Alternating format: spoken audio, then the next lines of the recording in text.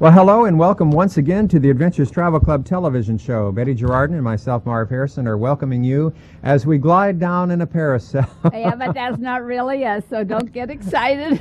Wouldn't you like to do that? Not really, no. Oh, I'd like I to think watch that you is up there doing it. beautiful. But I'd no. love to do that. Would you? Yeah, look at the view you get from up there. Isn't that Yeah, something? I know, but I think I'd have palpitation of the heart. I would like doing it, but I'd be My worried heart about would- getting down, you My know? heart- Oh, you come down. You I don't know have you to worry come, about but that. where you come down, look at all that water and the trees and stuff. Hey, Oh, no that's thank you. beautiful. I'll watch you. That's beautiful. We are in Queenstown, and look at this guy. Boy, Yeah. he's just sailing right on past. You could just reach out there and touch him.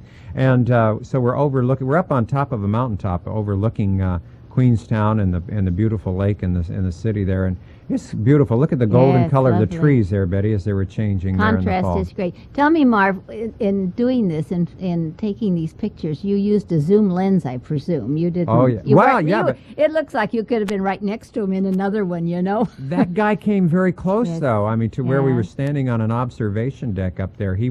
I was surprised. I mean, first the one guy came and oohs and ahs of the people Uh-huh. that were watching, and then almost right behind him here, this other guy came. There were quite a This- few that day. Yeah. That's it's interesting because several places now around the world where we have traveled, we've seen these people with these parasails. Yeah. I think in Germany up there. Jerusalem was really amazed Just me. all over. It seems to be a real great sport, and I guess evidently the winds are just right in some of these areas to carry these people that want to do this. But doesn't that look marvelous, huh?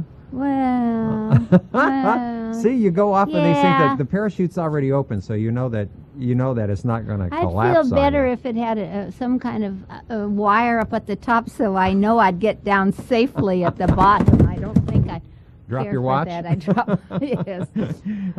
Yeah, no, that's pretty safe though. I think this way. It's jumping out of the airplane when you've got a full deal like that it could be a little spooky, I guess. But look at this. It is a beautiful view from here, and can you imagine the view that these guys going down there with the parachutes must have had? Boy, oh boy, I'll tell you. That was quite a trip we had going up. I love to tell this, the gondola, because I always think of the water.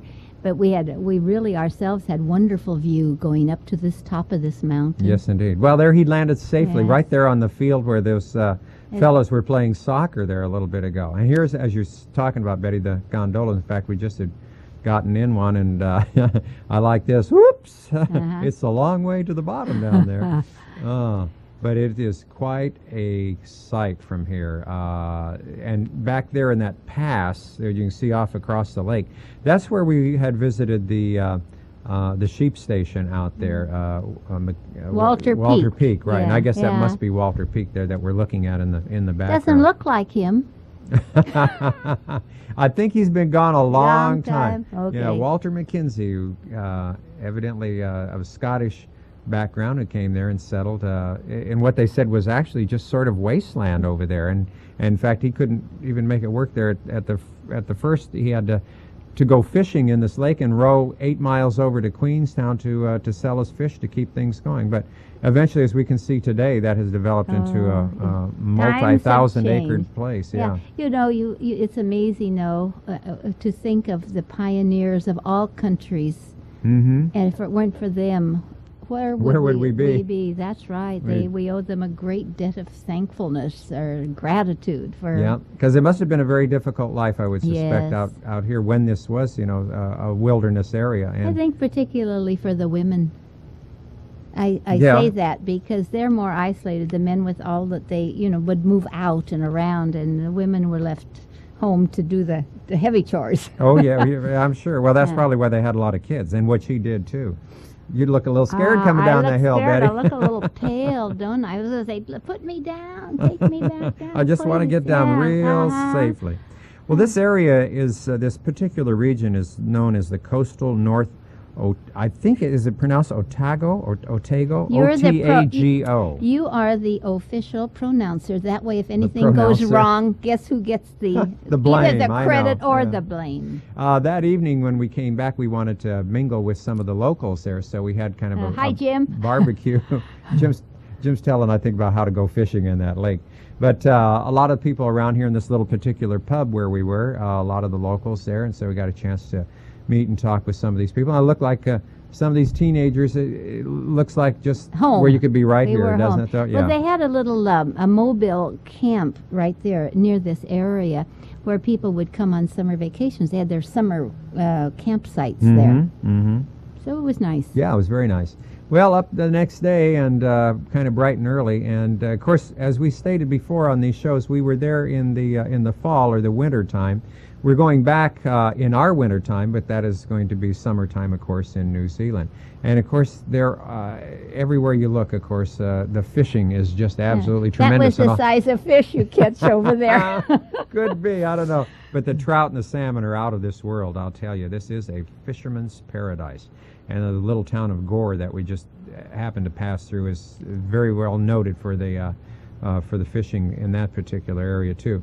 But Betty, again, this also even here on the South Island, there were areas that reminded us of California. There were areas that reminded us of Ireland. Yeah, because they yes. certainly had the 40 shades of green here as well, didn't they?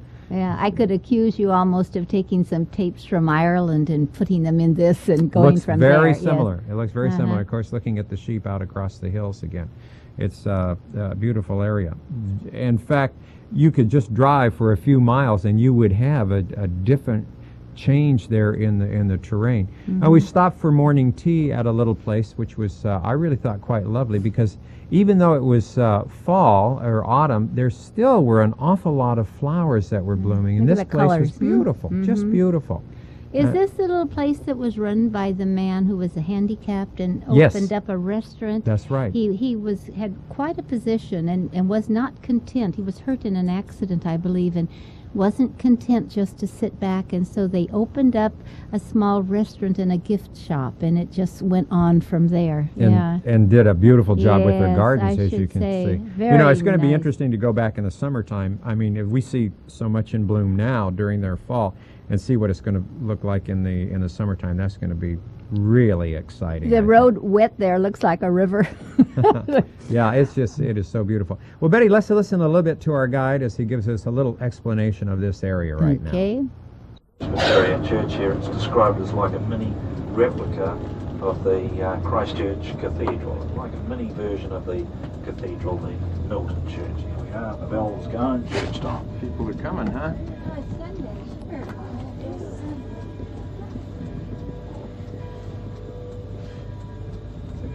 Here we are, going to church and getting photoed as well. Friendly country people. As you can tell, it was a Sunday morning as we were traveling there, and people going to the little Presbyterian church And there. look at the traffic, or non-traffic. right. Huh? You know, this is interesting, Betty. Doesn't this look like somewhere in the Midwest? The overhangs that you see on these I mean, when I say Midwestern part of the United States. I also was that little sign that you saw for takeaways. I see Did that. you see that? Yeah. Instead, what do we have? What do we call it? Drive-ins or just a fast food place, food. you know. But they had their takeaway places. Yeah. I thought it was great, and I love the little meat pies that they had. Were Weren't those so great? good. Those little takeaway places had the best food. It didn't taste like frozen stuff, although No. I think some of it was, but Could have it been, was but very good. It was great. As you notice too, a lot of the roofs on the houses here are made out of metal or tin, and that was we found that also in Australia too, but here in New Zealand as well. And that was a very inexpensive way of doing the roofing.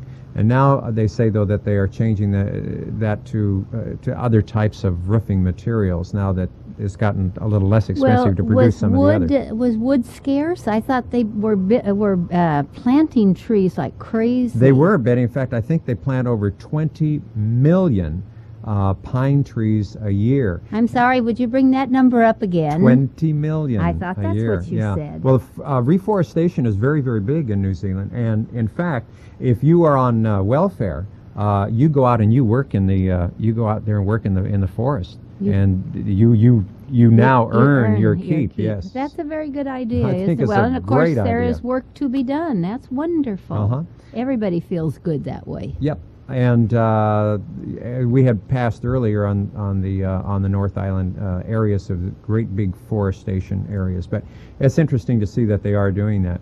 And again, these rolling hills with sheep. Golly, there's a lot of sheep in that country. And I think it's interesting the wind breaks of the trees. And I wonder, I should have asked if maybe that doesn't separate property lines too. Do you think? Possibly. Because some of these farms are really quite large, mega acres, I believe, on a lot of them. But I'm not sure about that. It is beautiful, though, isn't it? Oh, this country is just great. We keep saying that all the time, Marv. You know, I guess people get tired of us saying, "Oh." Well, let's listen to our guide again. Okay. Here up front about the mailboxes, the larger mailboxes, you have your milk delivery. The circle in the top of those mailboxes for the delivered morning or evening newspaper, of course your general mail. It used to be that you could have the bread delivered to the mailbox now, but that's not so common. And actually being phased out slowly is our milkman as well. People tend to get everything required from the supermarket, so rather than the standard pint bottle of milk, glass bottle, a lot of people are opting to buy at the supermarket their cardboard carton of milk or their 1.5 litre plastic bottle. Well, it's interesting that they're still using what we look to see as mailboxes there for the milk deliveries. I remember milk delivery. We trade live deer and goats. I wonder if they trade that for cars. No, they just trade it to get your goat. But anyway, it says that they're phasing that out, I guess, now because of the supermarkets. So, and that's kind of a shame, I guess. That's one. Yeah, I remember milk deliveries too. Yeah. And but those days are long gone. You know, in the wintertime here, they do get some snow and they get some ice. And he explains here on some of these hills that they're going through in a moment that it becomes a little bit treacherous, I guess, in the wintertime. But this area that we're coming to is the town of Dunedin. Is that the correct pronunciation? Dunedin, that's right. And it was one of the biggest cities of all. Yeah, that's true, in southern New Zealand. In the gold rush days, yeah. Have a problem during the winter months with ice. Not so much the snow, it's the ice on the road surface on these cold, frosty mornings with the -degree temperatures. So quite often motorists having to fit chains to their car wheels in order to get down these steep hill roads to work. Well, that's our first view out across now the Dunedin Centre area. That is known as the Andy Bay. The Andy Bay. Well, we both mispronounced it. It's Dunedin. Dunedin. Well, now I'll remember it because when I get up from the table, I'm Dunedin. So I'll keep that in mind. That's a good way to remember it, right? Yeah. This is beautiful, though, coming down into the town of Dunedin. The color is lovely. Yes. I think probably being overcast a little bit made it beautiful, too. I think so. Building site here over on our right-hand side, we have the Otago Boys High. The Otago Boys High.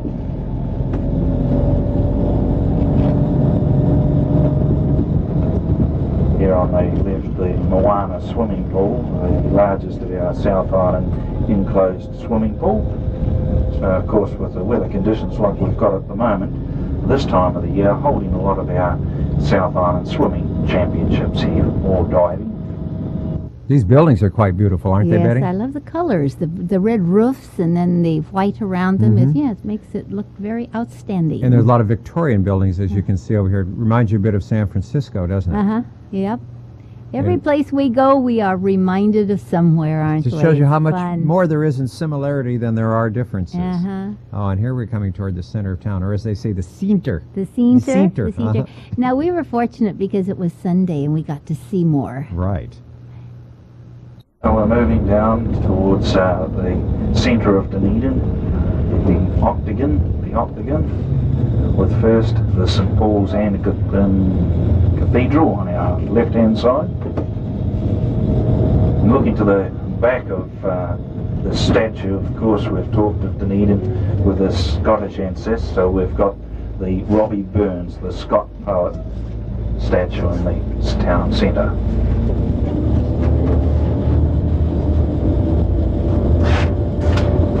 That's quite a cathedral, isn't it, Betty? Oh, I saw those steps that you'd have to walk on. Architecture is quite nice. Yes. In this area, of course, you can see the old and the new that exist side by side. And during the work days there's a lot of entertainment that goes on. A lot of people take and have their lunches out there in the square. And there's entertainment that goes on during the lunchtime there, I think, which is quite That's interesting. nice, isn't it? Uh-huh. Yes. And as we can see, as you said, Betty, earlier, that it is Sunday, so fortunately we don't have a lot of traffic, and it gives us a chance then to really get a bird's eye view of Dunedin. Yeah. And I think it's look at these buildings coming up here. Let's find out what that's all about. I think we'd have to be fair and mention that probably one of the nicest looking buildings in Dunedin. We move down towards its railway station. The 1906, yes, as mentioned, Dunedin was centred around a whaling station. So initially that was a railway station.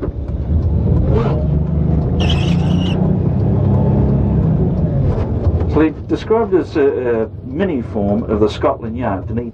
A mini Scotland Yard. Well, it does remind you of England, doesn't it? Marv, I think we should make a little announcement or a statement here about our guide. We could hear him very, very well on the bus. He was most articulate, but we lose something in the traveling. So that's why we are talking as much as we are. Is not that right? Yeah, because the microphones pick up too much of the amplification system in the bus for us to listen to all of his dialogue.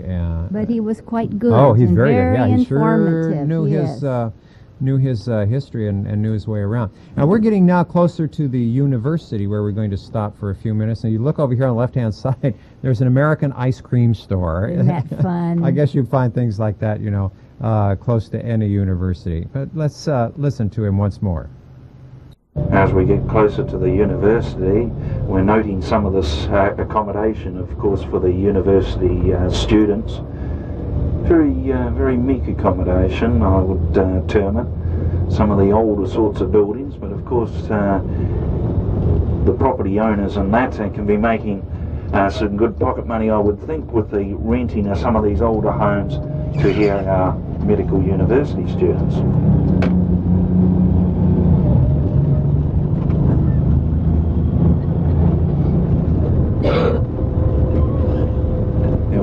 Approaching, we see a bit of the new and a bit of the old. The new part of the university over on our right hand side, and the old university dating back to 1878 on our left hand side.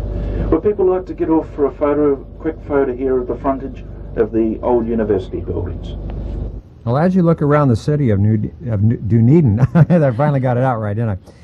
You do see various styles of both the Victorian and Edwardian and also Flemish Renaissance architecture there. They mix up a lot of the spires and the turrets and the towers and the gables, and it makes it very quaint, I think, doesn't it? Yeah. It's really, really very, very nice. And I like the idea that they stop often enough for people that like to take pictures, Oh, that do yes. like to take pictures, Yeah. have many opportunities. That's the nice thing about hitting some of these towns like this on a Sunday like this Yeah. too, where you can, and you have your time where you can get out and go ahead and take your pictures, because a lot of times on our trips, a lot of people do like to take a lot of photographs. There Yeah. are some that have got 2 and 3 cameras with them. Liz and Jim, they each have their own, the Scots. Oh, that's great. Well, this area around the university and, in fact, around the whole port here and the city of Dunedin is really quite interesting. On the beaches there, they have yellow-eyed penguins. Did you realize that? I never saw a You didn't see yellow-eyed a yellow-eyed penguin before? No. Hi, Mary Well, you and Joe. didn't get on the beach. That's why. No, that's right. A little too we cold didn't, to go on the beach, so. The only penguins we saw on this trip were in Australia That's when we true. went out to the Phillips Island. Yeah. But I imagine we would spend a little more time here on the beach. We could have seen some of the penguins there. And that you would think, well, that's kind of unusual. But then you have to think of what part of the world you're in. So it's not really at all. Yeah.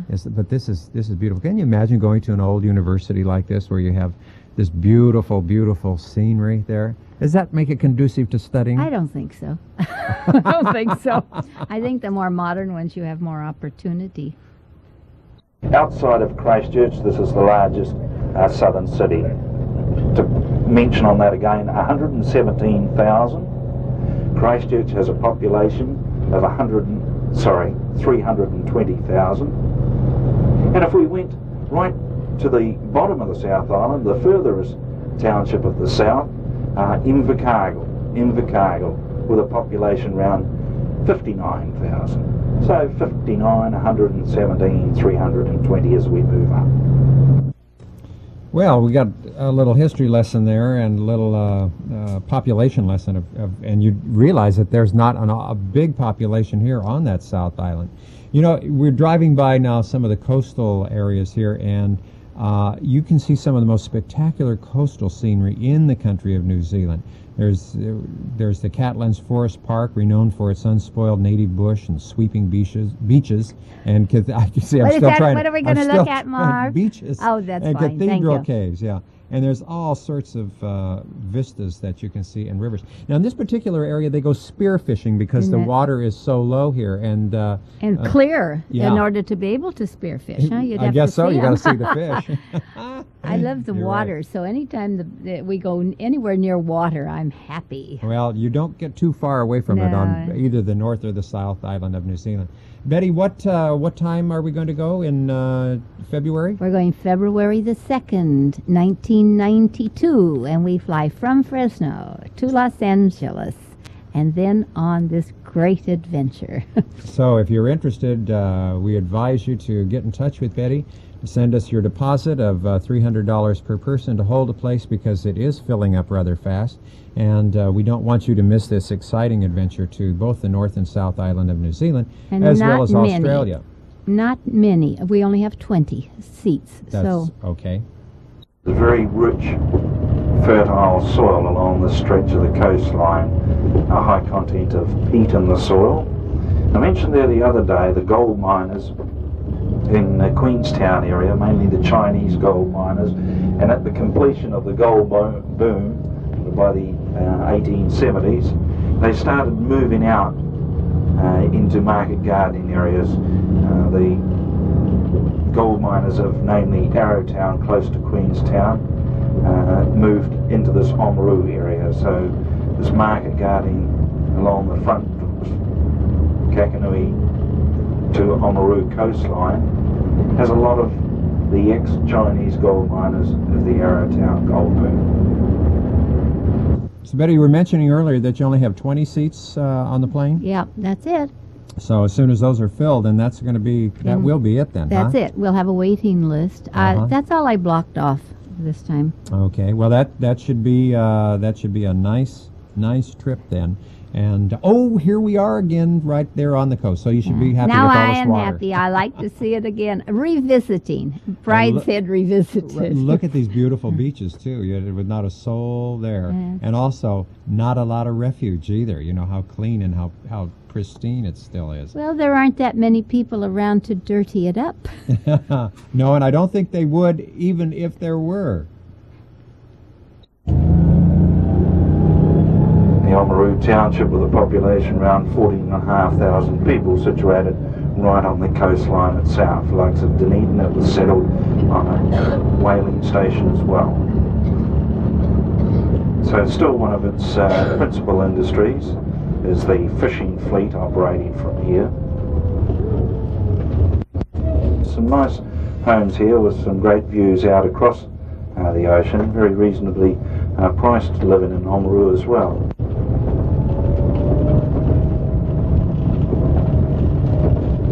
Oamaru is noted for its Oamaru limestone. We'll see this limestone buildings through the township. It's in a lot of the prominent buildings throughout New Zealand. You would have seen the Oamaru limestone in Wellington, in the government buildings, the Beehive. Well, Betty, there are some really beautiful views here, aren't there? Oh, yeah, there really are. Marv, there's something very interesting about this stone. When it's first quarried, it can be cut with a saw. Can you believe that? Oh, really? And then it hardens when it's exposed to the air and used for building. Huh. Yes. So, and it is limestone, is It that is right? limestone. Evidently, yes. they must use this all over New Zealand. Well, it's a very beautiful stone, isn't and it? that color, it retains that sort of creamy color almost forever. Well, as our guide said, that these buildings that we're looking at were, put up over 100 years ago. So, and they, as you can see, they still do have a very, very beautiful color to Yes. them. But I thought how convenient that is. Two war memorials here with the reefs. Up on our right-hand side is the war memorial of the First World War. Very well done.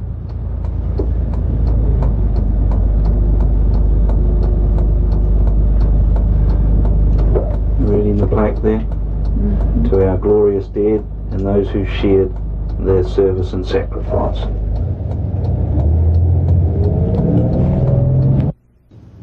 We were fortunate when we were in New Zealand. We were there during the what would be the equivalent of our Armistice Day. And so all of these war memorials, every little town square that we went to had all been decorated there. It was it really makes you something. feel good, doesn't it, to know that they remember their dead with such honor. Well, and there were a lot of parades that were going on too. They take it very, very seriously. I think that probably more so than we take our Memorial Day anymore. Everybody here in this country seems to go out and have a picnic or do something, which is very nice thing to do. But there they were still celebrating a lot of the. There's another memorial right there too. You notice these overhangs, Betty, as we're going on the opposite side of the street. I'd seen a lot of pictures of Australia, in the outback, where they have these big tin overhangs like this. I guess to keep the summer sun off of the buildings and off of the people that would be there. But again, is some of the stuff that reminds me of our Old West or some of our Midwest here in this country. It's there it is, old-fashioned. Betty. There's the milk box. Yeah, the M&M, milk and mail. Milk and mail, yeah, right. I how think it's almost neat. going to be a site of the past there in New Zealand. Could actually be a little birdhouse, couldn't it, as you look at it? It looked But like it, didn't it? Yeah. But anyway, I wanted to get a real good shot of that because when we were in Dunedin, we were going by pretty fast. When we were where? In Dunedin. Oh, And now you we're said at that so good. 45th parallel, and you see that the South Pole's 3,000 miles in one direction. The equator is 3,101 miles in the other direction. So there we are. Okay, Marv, so here we are. Tell me, what's the significance of all this? Well, it shows you that you're on the 45th parallel. It was kind of interesting because it just sort of, all of a sudden we just stopped there and you just realize, my golly, I'm a long way from home here and close to the South Pole and close to the equator. Well, equal distance almost. Very, very interesting, though, really. They didn't put a big to-do about it. No, not at all. It just sort of snuck up on you, and there you were. Let's take a look at this as we get close to the airport. That's just pointing out now as we turn the Brevet Club over here with the Spitfire centred out front. The Spitfire, a relic of the Battle of Britain. Actually, it's a replica. The original one was spoiling up there, so they changed it for a fiberglass replica. But our Brevet Club. Well, Betty, you see we're almost here at the airport, and it's very interesting because the United States has a little base over here, not a military base, but for exploration. So when they go down into Antarctica, and there's also, if you'll notice over on the right-hand side very quickly, there's a totem pole that you can see, and again, the Maori people, of course, do some of the carvings on that type of thing as well. But this map on the there's a totem pole over there on the right-hand side. I was going to say you can see a map over here on the tower of the country of New Zealand. Anyway, we're getting ready to board our plane because we'll be going over to Melbourne and to the country of Australia. And so it's just about time for us to say goodbye. Betty does want to remind you again, though, to give her a call if you're interested in this trip. Right, Betty? Oh, I sure do. We leave February the 2nd, and if you want to come along with us, be sure and give me a ring. 488-7443. We'll see you next time. Bye-bye. Bye-bye.